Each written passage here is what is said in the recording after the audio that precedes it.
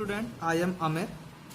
This is the first video of your chapter electricity, and in this video we are going to discuss the concept of charge and problem based on charge, and after that we will discuss about electric potential along with potential difference. Okay, तो charge के बारे में देखते हैं। तो देखिए charges क्या हैं।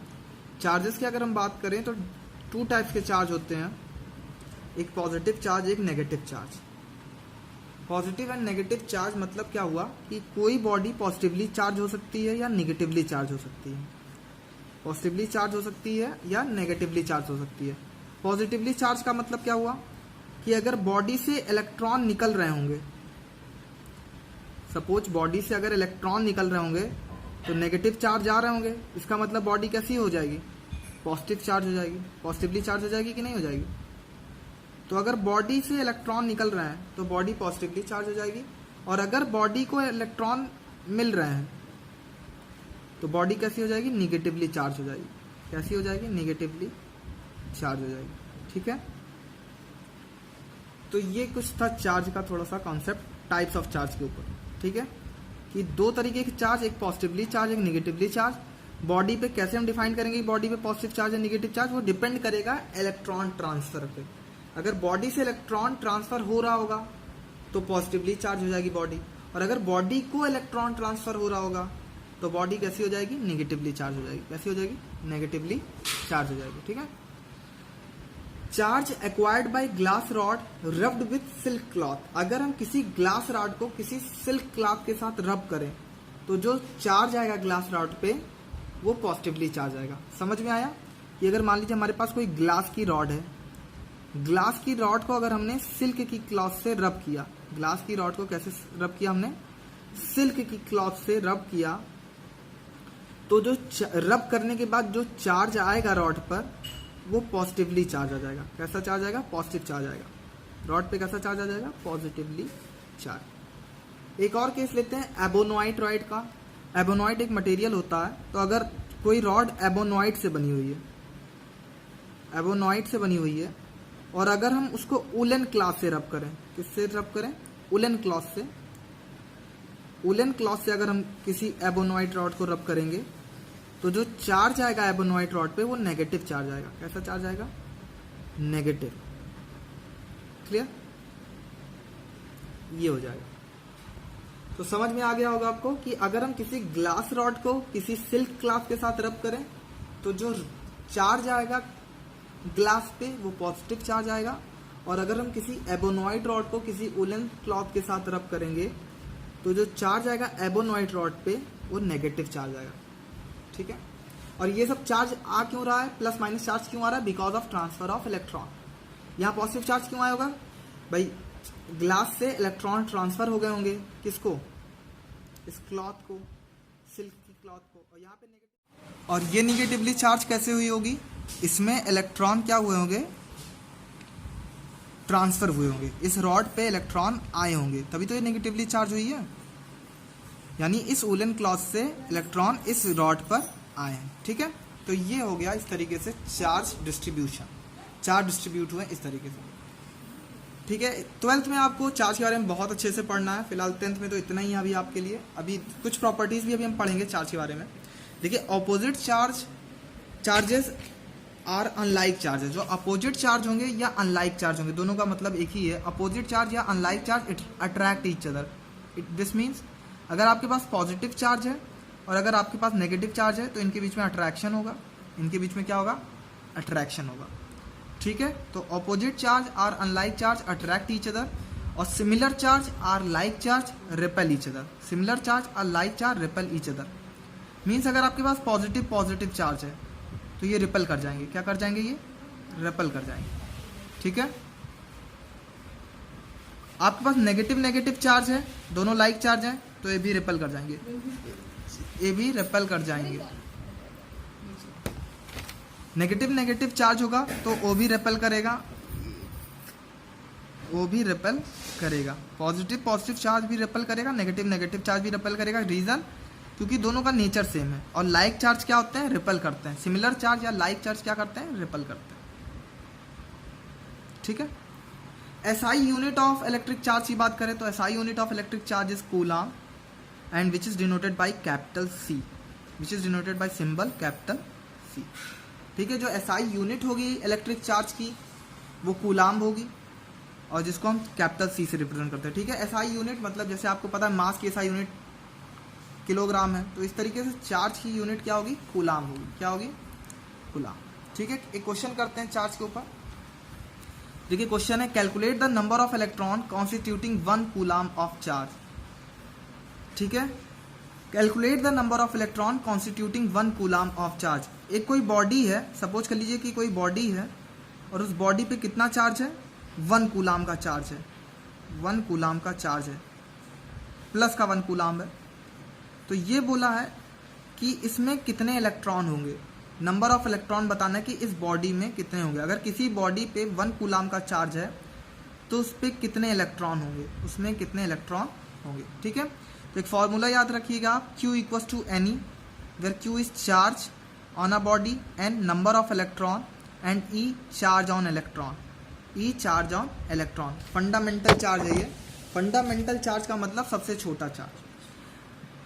दुनिया में इलेक्ट्रॉन से छोटा चार्ज कहीं पे एग्जिस्ट नहीं करता है। जो चार्ज इलेक्ट्रॉन पे है वो दुनिया में सबसे छोटा चार्ज है। हालांकि उससे भी छोटे चार्जेस पॉसिबल है, लेकिन वो इंडिपेंडेंट नहीं है।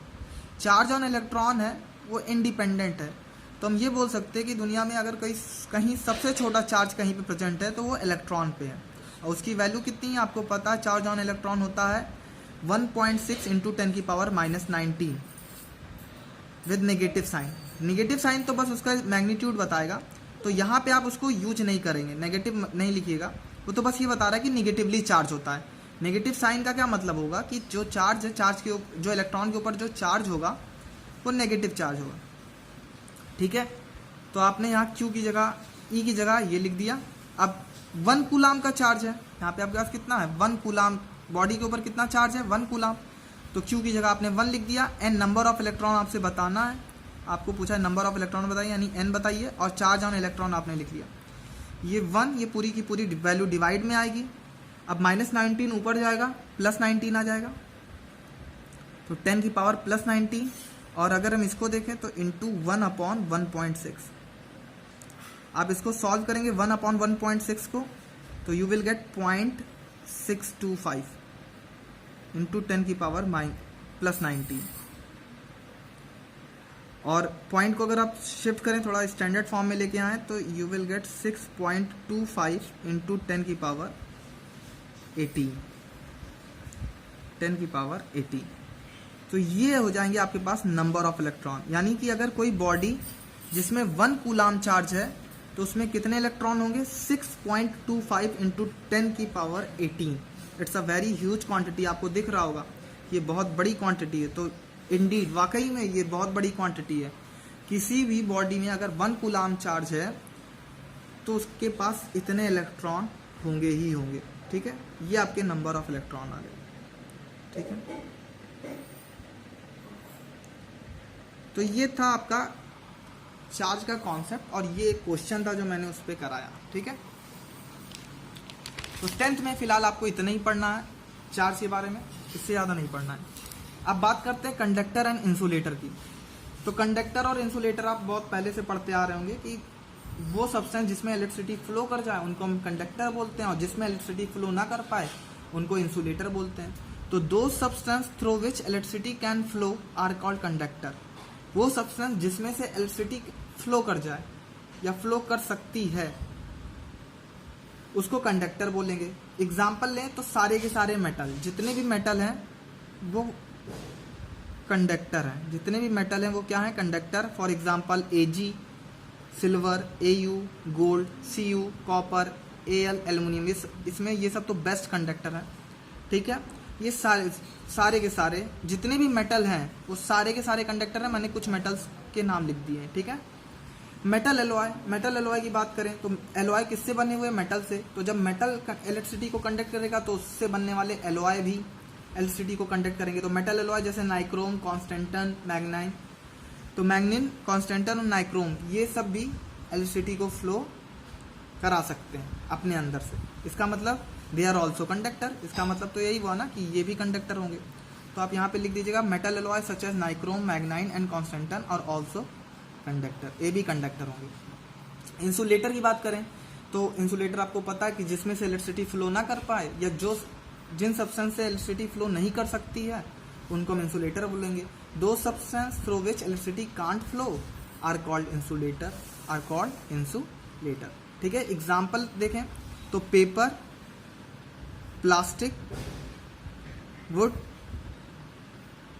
Cotton, rubber, glass, ebonite, ebonite material है आपको पहले भी बताया था, मीका, बैकेलाइट, बैकेलाइट, ये सारे एग्जाम्पल है। कुछ और भी एग्जाम्पल हैं, बस इतना आप लिख दो सफिशिएंट है।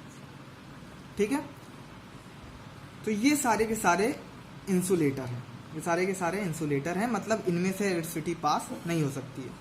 अब क्या कारण है कि कंडक्टर में ही इलेक्ट्रिसिटी फ्लो करती है? तो अगर हम इसका रीजन समझे तो इसके पीछे का रीजन है presence of free electron. Conductor में फ्री इलेक्ट्रॉन प्रेजेंट होते हैं और वही क्या करते हैं, इलेक्ट्रिसिटी को फ्लो कराते हैं, वही इलेक्ट्रिसिटी को क्या कराते हैं, फ्लो कराते हैं।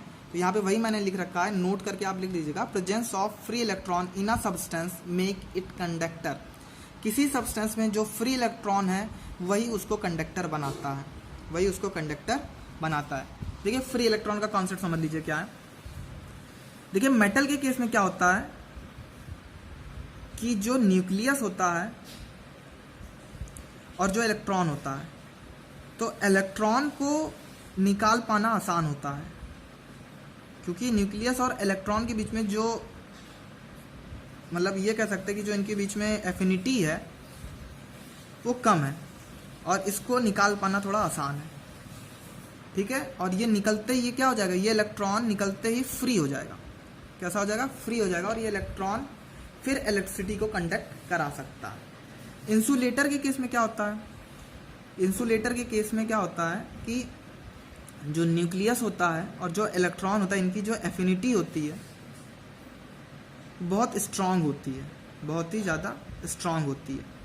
ठीक है, मतलब बहुत हाई फोर्स लगाना पड़ता है, बहुत ही ज़्यादा हाई फोर्स लगाना पड़ेगा, इतना ज़्यादा हाई फोर्स कि हम उसको लगा ही नहीं पाएंगे। तो इनको बहुत ज़्यादा जब आप हाई फोर्स लगाएंगे तब फिर ये इलेक्ट्रॉन जाके निकलेंगे, लेकिन एक्चुअल में ये पॉसिबल ही नहीं है, इनको निकाल पाना ही पॉसिबल नहीं है, बहुत हाई फोर्स मांगते हैं। तो इनको निकाल पाना पॉसिबल नहीं है इस इलेक्ट्रॉन को, तो ये इलेक्ट्रॉन निकल ही नहीं पाते हैं। ये इलेक्ट्रॉन इसके चारों तरफ रिवॉल्व करते रहेंगे और ये निकल नहीं पाएंगे, फ्री नहीं हो पाएंगे। और जब ये फ्री नहीं होंगे तो ये इलेक्ट्रिसिटी को कंडक्ट नहीं करा सकते। तो बस यही डिफरेंस है। मेटल क्या, कंडक्टर बोल लो, मेटल ही बोल लो कि सारे के सारे मेटल तो कंडक्टर होते ही हैं। तो कंडक्टर के केस में क्या हुआ कि आपका जो इलेक्ट्रॉन है जो न्यूक्लियस के चारों तरफ घूम रहा था उसको निकाल पाना आसान है। ठीक है, क्योंकि जो एफिनिटी होगी न्यूक्लियस और इलेक्ट्रॉन की, रिवॉल्विंग इलेक्ट्रॉन की, वो कम होगी और वो थोड़ी सी एनर्जी हम प्रोवाइड करेंगे तो ये निकल आएंगे। लेकिन इन दैट केस, मतलब in the case of insulator, जो एफिनिटी होगी न्यूक्लियस और इलेक्ट्रॉन की वो बहुत अच्छी होती है और इनको निकाल पाना थोड़ा क्या बहुत टफ होता है, थोड़ा नहीं टफ होता, बहुत ही ज़्यादा टफ होता है और इनको आप निकाल भी नहीं पाएंगे। ठीक है, इसीलिए ये इलेक्ट्रॉन फ्री नहीं हो पाते हैं, इसलिए ये इलेक्ट्रॉन फ्री नहीं होते हैं और जब ये फ्री नहीं हो पाएंगे तो इसीलिए इनमें से करंट फ्लो नहीं करेगा और ये इंसुलेटर कहलाएंगे। ये क्या कहलाएंगे, इंसुलेटर। ठीक है, और इनमें ये पॉसिबल है इसीलिए इनको कंडक्टर कहेंगे, इनको क्या कहेंगे आप, कंडक्टर। ठीक है, अब देखिए इलेक्ट्रिसिटी का डिवीजन जो किया गया वो दो तरीके से डिवीजन किया गया है, एक स्टैटिक इलेक्ट्रिसिटी और एक करंट इलेक्ट्रिसिटी। हालांकि इसको पढ़ना नहीं है, 12th में ये अलग अलग चैप्टर के नाम से आपको पढ़ना है। फर्स्ट चैप्टर आपका ये होगा, थर्ड चैप्टर ये होगा, इनको अलग अलग चैप्टर्स के नाम से ही पढ़ना है, करंट इलेक्ट्रिसिटी और स्टैटिक इलेक्ट्रिसिटी। तो स्टैटिक इलेक्ट्रिसिटी का क्या मतलब हुआ कि अगर किसी बॉडी पर चार्ज रुका हुआ है, मान लीजिए हमारे पास बॉडी, जैसे अभी हमने ग्लास और एबोनॉइट रॉड लिया था, एबोनॉइट और ग्लास रॉड पे क्या था, चार्ज रुके हुए थे ना, चार्ज ट्रांसफर होने के बाद यहीं पे रुक जाते हैं। तो चार्ज अगर रुके हुए हैं तो वो कैसा केस होगा, स्टैटिक इलेक्ट्रिसिटी का केस होगा, स्टैटिक इलेक्ट्रिसिटी का केस होगा। ठीक है, और अगर चार्ज रुके नहीं है, मोशन कर रहे हैं, चार्ज रुके नहीं है, मोशन कर रहे हैं। ठीक है, चार्ज मतलब कुछ भी, चार्ज इन द सेंस क्या, इलेक्ट्रॉन। हालांकि चार्ज इन द सेंस अलग अलग होगा, आयंस होगा, कभी इलेक्ट्रॉन होगा, ठीक है। तो अगर ये चार्ज मूव करेंगे तो फिर ये करंट इलेक्ट्रिसिटी हो जाएगी। क्या हो जाएगी? करंट। तो वही मैंने लिखा charge in motion. Current electricity में चार्ज मोशन में होता है और स्टैटिक इलेक्ट्रिसिटी में चार्ज रेस्ट में होता है। तो आपको एग्जाम्पल भी पता चल गया। स्टैटिक इलेक्ट्रिसिटी का एग्जाम्पल क्या होगा? ग्लास रॉड और एबोनॉइट रॉड, जो अभी हम लोगों ने पढ़ा। और करंट इलेक्ट्रिसिटी का एग्जाम्पल अगर हम देखें तो करंट इलेक्ट्रिसिटी के एग्जाम्पल में जो आप घरों में आपकी इलेक्ट्रिसिटी सप्लाई होती है वो करंट इलेक्ट्रिसिटी की। आपने स्विच ऑन किया, स्विच ऑन करने के बाद क्या होता है? वायर से करंट जाती है, अप्लायंस को चलाती है, यही तो होता है। तो इसमें क्या होता है? चार्ज का फ्लो होता है, चार्ज का फ्लो, चार्ज मूव करने लगते हैं। तो जो आपके घरों में इलेक्ट्रिसिटी है, it is an example of current electricity. While the charge on a glass rod और ebonite rod or charge in a cloud is an example of static electricity. Okay, अब इलेक्ट्रिक पोटेंशियल देखते हैं क्या है। तो electric potential देखिए क्या होता है। इलेक्ट्रिक पोटेंशियल किसी एक पॉइंट पे डिफाइन किया जाता है। सपोज हमारे पास इस पॉइंट पे हमको इलेक्ट्रिक पोटेंशियल डिफाइन करना है, इस पॉइंट पे इलेक्ट्रिक पोटेंशियल डिफाइन करना है। तो इलेक्ट्रिक पोटेंशियल कैसे डिफाइन करेंगे? The electric potential or potential at point A. The electric potential or potential, electric potential बोले या सिंपली पोटेंशियल बोले, किसी पॉइंट ए पर, किसी पॉइंट ए पर या किसी एक पर्टिकुलर पॉइंट पर। तो electric potential or potential at point A in an electric field. ये किसी फील्ड के अंदर होगा, किसी एक इलेक्ट्रिक फील्ड के अंदर होगा,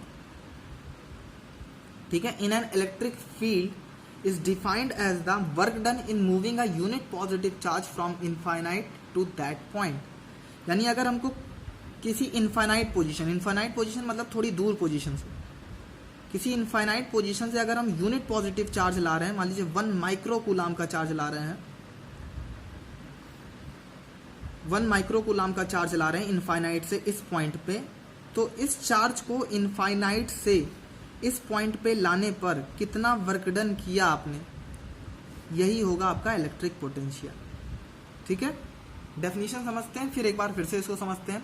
the electric potential or potential at a point in an electric field is defined as the work done in moving a unit positive charge from infinity to that point। ठीक है, ये definition हो गई।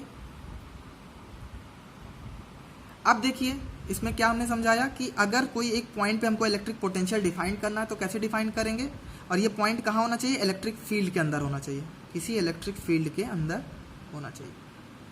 ठीक है, अगर ये पॉइंट किसी इलेक्ट्रिक फील्ड के अंदर है तो अगर इस पॉइंट पे अगर हम इलेक्ट्रिक पोटेंशियल डिफाइन करेंगे तो कैसे डिफाइन करेंगे? Work done in moving a unit positive charge, किसी यूनिट पॉजिटिव चार्ज को इनफाइनाइट पॉइंट से ए पॉइंट पे लाने पर कितना वर्क डन आपने किया, वही आपका इलेक्ट्रिक पोटेंशियल होगा। ठीक है, यही आपका इलेक्ट्रिक पोटेंशियल होगा। मतलब 1 माइक्रो कूलाम चार्ज को इनफाइनाइट पॉइंट से ए पॉइंट पे लाने पे आपने कितना वर्क किया, यही आपका इलेक्ट्रिक पोटेंशियल होगा पॉइंट ए पर। तो इलेक्ट्रिक पोटेंशियल एट पॉइंट ए आपको समझ में आ गया ना, कि work done in moving a unit positive charge from infinite two point A, from infinite two point A.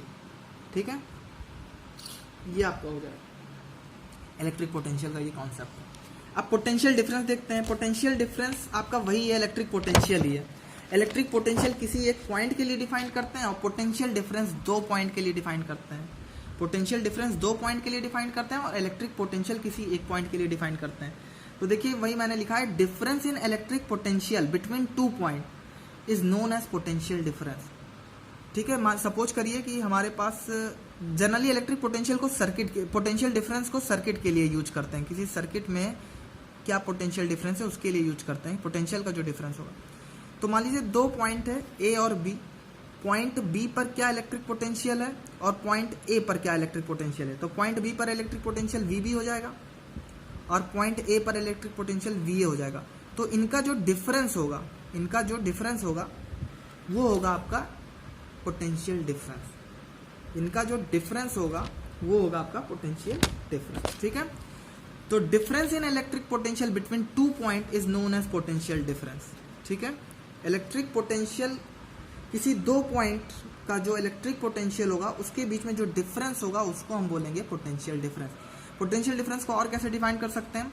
The potential difference between 2 point in an electric circuit is defined as the amount of work done in moving a unit positive charge from one point to other point. जैसे हमने वहां समझा था वही चीज यहाँ पर भी है। अब उस पॉइंट, पिछली बार हम अपने पॉजिटिव चार्ज को कहाँ से ला रहे थे, इनफाइनाइट से, और कहाँ ला रहे थे, पॉइंट ए पर, और पॉइंट ए कहाँ पर था, इलेक्ट्रिक फील्ड के अंदर। इस बार हम अपने यूनिट पॉजिटिव चार्ज को कहाँ ला रहे हैं, बी पॉइंट से ए पॉइंट पे ला रहे हैं। पिछली बार इनफाइनाइट से ए पॉइंट पे ला रहे थे, और इस बार हम अपने यूनिट पॉजिटिव चार्ज को कहाँ से ला रहे हैं, इनफाइनाइट से ए पॉइंट तक, इनफाइनाइट से ए पॉइंट।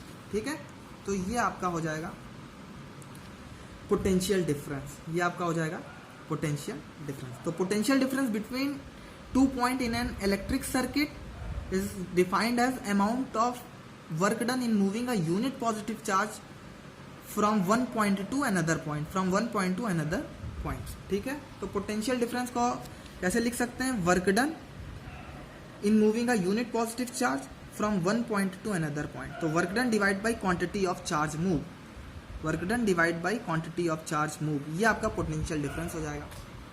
अब पोटेंशियल डिफरेंस V किसके बराबर होगा, W बाई Q। इसको मैं सिंबल से रिप्रेजेंट कर रहा हूँ। पोटेंशियल डिफरेंस को V से रिप्रेजेंट करते हैं, पोटेंशियल डिफरेंस को V से रिप्रेजेंट करते हैं। वर्क डन W हो गया, चार्ज मूव Q हो गया। तो SI unit of potential difference कितना हो जाएगा, 1 वोल्ट। SI यूनिट हो जाएगी वोल्ट। पोटेंशियल डिफरेंस की जो SI यूनिट होगी वो वोल्ट होगी। क्या होगी, वोल्ट। जैसे हमने चार्ज का पढ़ा था कूलाम, तो SI यूनिट पोटेंशियल डिफरेंस की क्या हो जाएगी, वोल्ट। अगर 1 वोल्ट डिफाइन करने को आए, कि आपसे बोले कि 1 वोल्ट कब बोला जाता है, तो देखिए 1 वोल्ट कब बोलते हैं, अगर हम किसी भी 1 कूलाम चार्ज को, किसी भी 1 कूलाम चार्ज को किसी एक पॉइंट से किसी दूसरे पॉइंट पे लाने पर, अगर हमें किसी 1 कूलाम चार्ज को एक पॉइंट से किसी दूसरे पॉइंट पे लाने पर 1 जूल का वर्क लगा, कितने जूल का वर्क लगा, 1 जूल का, तो आपका जो पोटेंशियल डिफरेंस होगा वो कितना होगा, 1 वोल्ट का होगा। ठीक है, 1 वोल्ट आप डिफाइन कर लोगे।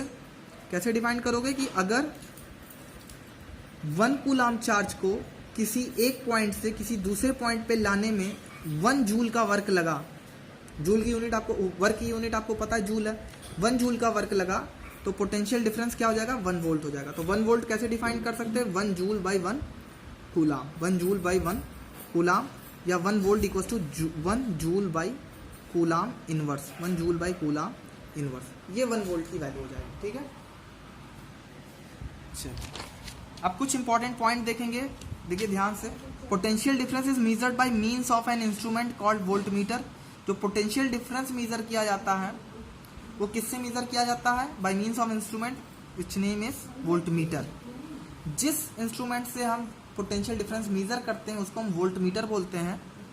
ठीक है, उसको हम क्या बोलते हैं, वोल्ट मीटर। ठीक है, तो जो इंस्ट्रूमेंट आपको पोटेंशियल डिफरेंस मेजर करके देगा उसको हम बोलेंगे पोटेंशियल वोल्ट मीटर। क्या बोलेंगे, वोल्ट मीटर।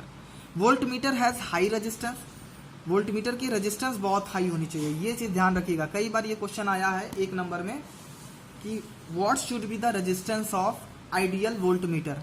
तो आइडियल वोल्ट मीटर का जो रेजिस्टेंस होना चाहिए वो तो इनफाइनाइट होना चाहिए, वेरी हाई, बहुत ही ज़्यादा हाई होना चाहिए, क्योंकि वोल्ट मीटर का रेजिस्टेंस बहुत ही ज़्यादा हाई होना चाहिए। एक्चुअल में यही होना चाहिए, जितनी ज़्यादा हाई रेजिस्टेंस होगी उतना ही इसमें करंट कम जाएगा, और जितना ही कम करंट इसमें जाएगा उतना ही ये एक्यूरेट रीडिंग देगा, उतना ही ये एक्यूरेट रीडिंग देगा। ठीक है, एक और इम्पॉर्टेंट पॉइंट समझ लीजिए, कई बार पूछता है कि वोल्ट मीटर को हम सर्किट में कनेक्ट कैसे करते हैं।